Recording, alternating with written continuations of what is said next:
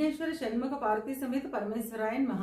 Ramadevi ఎస్ట్రో and vastu channel వీక్షిస్తున్న ప్రేక్షకులకు స్వాగతం.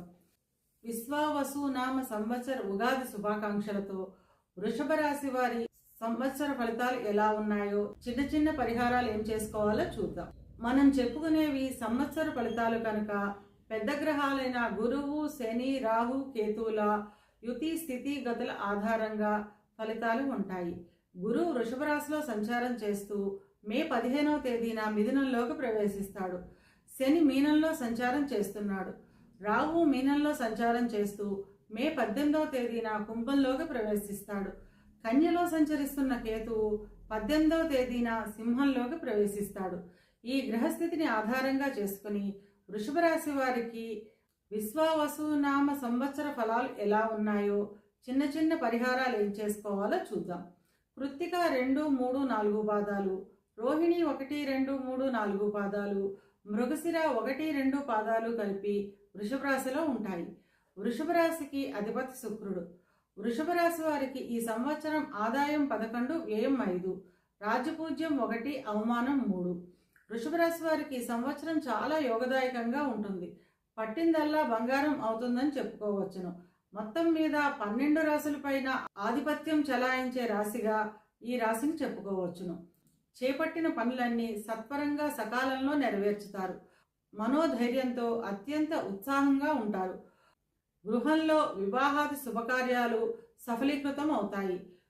గృహ నిర్మాణాది కార్యక్రమాలు చేపడతారు. ఎప్పటి నుండో ఉన్న ఆర్థిక ఇబ్బందులన్నీ తగ్గి ధన ధాన్య అభివృద్ధి కలుగుతుంది. నూతన వస్త్ర వాహన ప్రాప్తి ఉంటుంది. ఇక విద్యార్థుల విషయానికి వస్తే విద్యార్థులకు ఈ సంవత్సరం చాలా యోగదాయకంగా ఉంటుంది. మంచి ర్యాంకులను సాధిస్తారు. పేరొందిన కళాశాలలో లేదా పేరొందిన విశ్వవిద్యాలయాల్లో సీట్లను సాధిస్తారు. విదేశాలకు వెళ్లే విద్యార్థులకు ఈ సంవత్సరం అనుకూలంగా ఉంటుంది.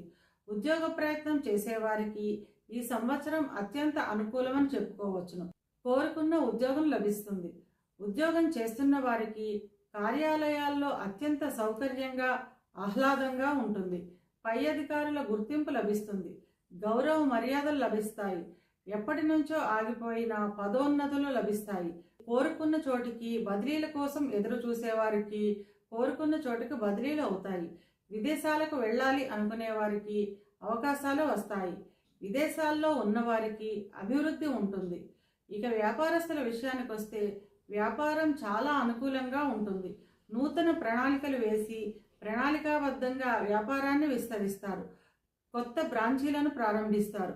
నూతన విధానాల్లో వ్యాపారాన్ని లాభాల బాటలో నడిపిస్తారు. గృహ నిర్మాణ ప్రయత్నం చేసేవారికి మే నెల తర్వాత అనుకూలంగా ఉంటుంది. వివాహమైన వారు జీవిత భాగస్వామితో కలిసి ఆనందంగా ఆహ్లాదంగా గడుపుతారు. పుణ్యక్షేత్ర దర్శనాలు చేస్తారు. పుణ్య కార్యక్రమాల నిమిత్తం అధిక ధనవ్యయం చేస్తారు. సంతానానికి సంబంధించిన ఉన్నతి ఉంటుంది. సంతానానికి సంబంధించిన వివాహాది శుభకార్యాలు జరుగుతాయి. బంధుమిత్రులతో చిన్న చిన్న మాట పట్టింపులు, విభేదాలు వచ్చే అవకాశం ఉంటుంది. పురాణాలు, శాస్త్రాలు పట్ల, ధార్మిక కార్యక్రమాల పట్ల శ్రద్ధ పెరుగుతుంది. ఇది కేవలం గోచార ఫలితాలు మాత్రమే.